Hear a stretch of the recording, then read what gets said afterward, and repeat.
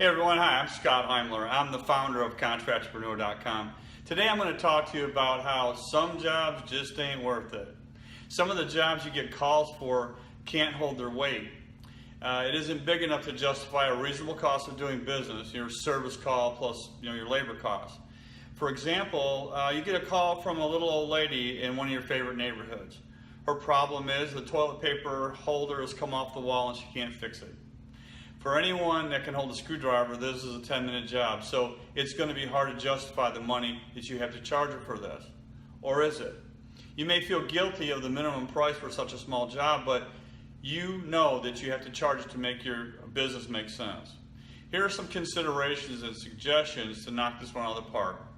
First, don't ever consider the time on the job as your only time invested. There's just much more to it than that. You are very good at what you do and more than likely have done this sort of thing many times before, and it's quick and easy for you.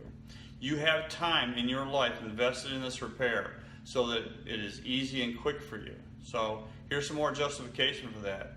Did the parts and tools magically fly onto your truck? No. At some point you had to drive the supply house to get them and restock your truck. Now let's call that 15 minutes, and I'm being gracious. Did you have to drive to the job? Certainly, you probably did. So if you're following the Contractpreneur marketing suggestions, you're targeting your clients within a close proximity of your home.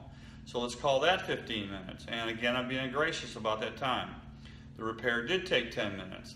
The lead for this job came from Google, so that cost us $10. It takes 10 minutes to fill out the invoices and collect. And I'm really being gracious here because you need to be friendly and talk to the client. You don't want to miss out on this opportunity to get to know your new client and her to get to know you, because this goes a long way with client retention. At some point you need to restock that part, so that that will cost you time also. Let's say that took 15 minutes. Now sure, you're probably going to buy many parts at the same time, but point is that it takes time for everything and you have to get paid for your time for you to make your financial goals. So as you can see, you will always have more than 10 minutes in a job. The problem is, the time on the job is all the client sees, and the real cost of the job sometimes upsets them. I highly recommend that you just accept that it is very possible that if someone balks at your minimum charges, that they just may not be your client. If they can't see the value of the Contractpreneur level repairman coming to their home and charging what he or she has to keep their business alive, then gently but firmly thank them for their time, but maybe just recommend that they call someone else. And I'm not being harsh here. The reality of the cycle of dollars in your business has to be enough to keep it afloat at all times. Now, all that said, could you treat this as an opportunity to give a freebie to just meet the new client and give her a business card? Sure, you could do that. Could you arrange that in lieu of the free service that she introduced you to the homeowner association president and give you a glowing review? Certainly you could do that. Could you ask her to give you a 5-star review on Google or another marketing avenue instead of payment?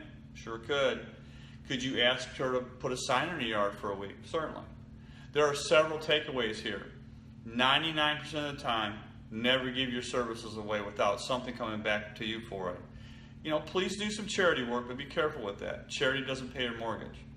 Never consider any amount of your working time as worthless. Your time and your skills are extremely valuable.